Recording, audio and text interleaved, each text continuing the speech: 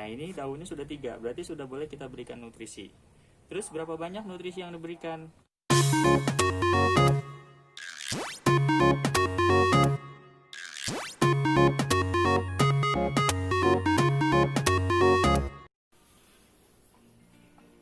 Assalamualaikum warahmatullahi wabarakatuh. Selamat pagi, selamat siang, selamat sore, dan selamat malam buat teman-teman sahabat bertani. Hari ini kita akan melanjutkan kembali mengenai proses yang kita lakukan untuk semai pokcoy ya. Di video yang pertama dan kedua kita sudah belajar mengenai bagaimana caranya menyemai benih pokcoy menggunakan media rock wool. Kemudian yang kedua, kita kemarin juga belajar apa yang harus dilakukan setelah muncul kecambah atau sprout dari benih yang kita semai.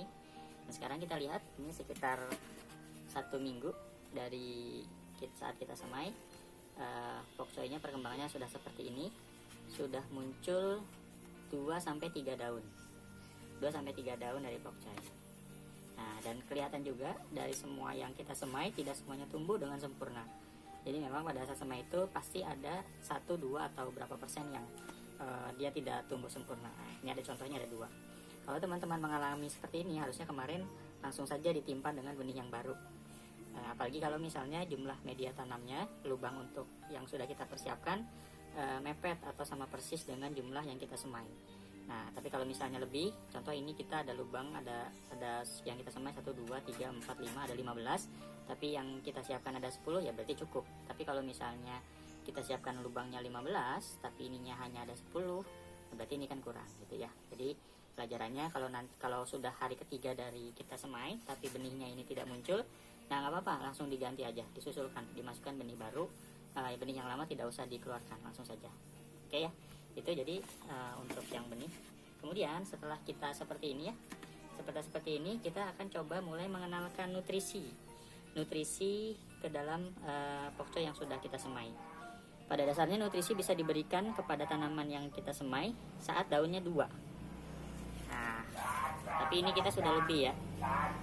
Ini daunnya ada 3. Iklan dulu teman-teman, bacang. Ya, oke. Kalau ada yang mau bacang silahkan. Nah, ini daunnya sudah 3, berarti sudah boleh kita berikan nutrisi.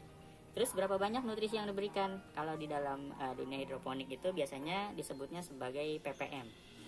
Saya lupa singkatannya ppm itu apa gitu, tapi intinya itu mengukur kandungan nutrisi di dalam air yang kita sudah siapkan sebagai makanan untuk si tumbuhan tadi. Nah, kita akan bahas nih, kita akan coba bagaimana sih caranya memberikan nutrisi ke dalam pokcoy yang sudah kita semai. Nah, ini ya, ini berarti dia sudah bisa diberikan nutrisi. Alat-alat yang akan kita butuhkan untuk membuat nutrisi adalah yang pertama air. Air ini adalah air baku. Air baku bisa menggunakan air keran, air PDAM, air aqua, air hujan juga bisa. Nah, semua air bisa dipakai kecuali air keras, karena kalau air keras itu akan mati tumbuhan kita. Atau air teh atau kopi juga nggak bisa, karena lebih baik diminum, sayang kalau buat tumbuhan ya. Oke, ini air. Kemudian yang kedua kita punya nutrisi. Nah, ini saya punya nutrisi EB Mix. Nah, ini ada ya nutrisi yang umum digunakan untuk hidroponik. Di mana dapat nutrisinya? Ini bisa dibeli di toko-toko pertanian atau di online shop juga banyak EB Mix. Nah, EB Mix itu juga ada macam-macam. Ada yang EB Mix untuk sayuran daun, ada yang untuk sayuran buah, dan ada untuk yang keduanya. Nah, yang ini saya gunakan EB Mix yang untuk sayuran daun ya. Nah, EB Mix itu nanti teman-teman ada 2 jenis juga ketika beli. Ada yang bentuknya serbuk, ada yang bentuknya sudah cair seperti ini. Ini waktu itu saya beli yang bentuknya serbuk, saya cairkan. Waktu itu beli yang untuk ukuran 5 liter. Jadi masing-masing unsur A dan B dicairkan di tempat yang terpisah, di wadah yang terpisah dengan air sebanyak 5 liter. Nah, itu kita sebutnya sebagai larutan. Nah, larutan ini baru akan kita campur A dan B tadi ketika kita mau berikan kepada tanaman, istilahnya diaplikasikan kepada tanaman. Nah, sekarang kita juga belajar bagaimana cara mengaplikasikan EB Mix ini. Nah, alat yang dibutuhkan tadi air, kemudian EB Mix yang sudah dalam bentuk larutan, terus kita gunakan alat bantunya bisa macam-macam. Nah ini saya kasih contoh, ini adalah sendok obat ya. Kalau yang punya anak kecil biasanya pasti punya obat di rumah dan biasanya ada sendoknya. Sendok ini kita butuh karena ada ukurannya, mulai dari 2,5 mili sampai dengan 5 mililiter. Nah, atau yang kedua, kita juga bisa gunakan sedotan ini, suntikan. Suntikan ini biasanya dijual di toko yang jual pakan ternak. Ya jual suntikannya saja, jarumnya kita simpan atau kita buang. Nah, jangan sampai melukai orang lain atau melukai kita. Nah, kita juga gunakan ini karena ini ada ukurannya, mulai 1 sampai dengan 6 mili. Nah, jadi ini pilihan. Mau pakai yang ini boleh, bisa, pakai yang ini bisa. Yang penting adalah kita butuh ada yang ada ukuran milimeternya, ya. Terus kalau perlu, teman-teman juga bisa beli yang namanya TDS meter. TDS meter ini juga digunakan untuk mengukur. Kalau tadi kan kita ukurannya pakai sendok atau pakai suntikan, ini kita pakai TDS meter yang akan mengukur seberapa banyak nutrisi yang ada di dalam air. Nah, ya saya akan coba pakai 2, yaitu pakai ini, pakai si suntikan ini, atau yang ini TDS meter.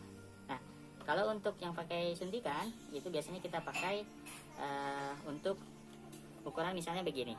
Yang umum digunakan sebagai ukuran adalah air sebanyak 1 liter.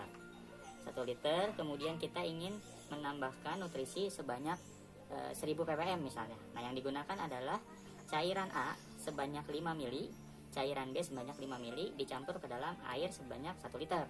Dia akan menghasilkan ppm sebesar 1000 ppm untuk 1 liter. Nah, karena tumbuhan kita baru mempunyai 2 dan 3 daun, maka kita akan gunakan maksimal dia di 200 sampai dengan 400 ppm.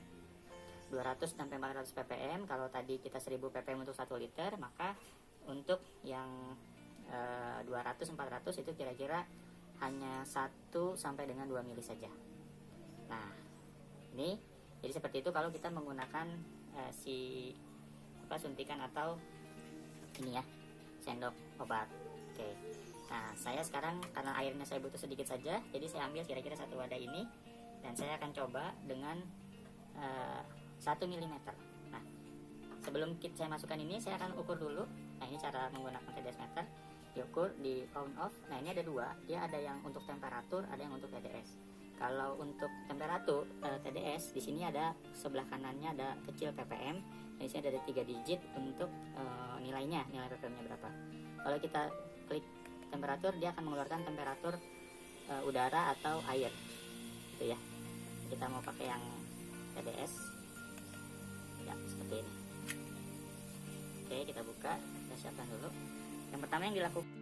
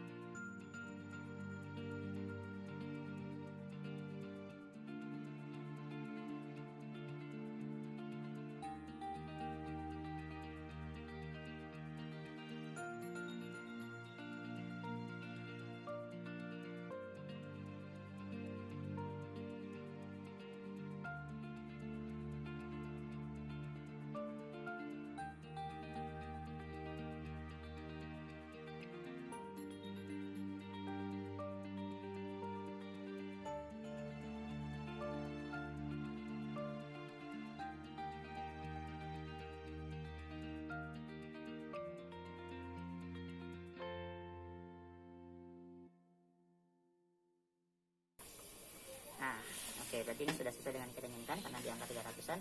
Sudah itu kita tuang digenangi air ini.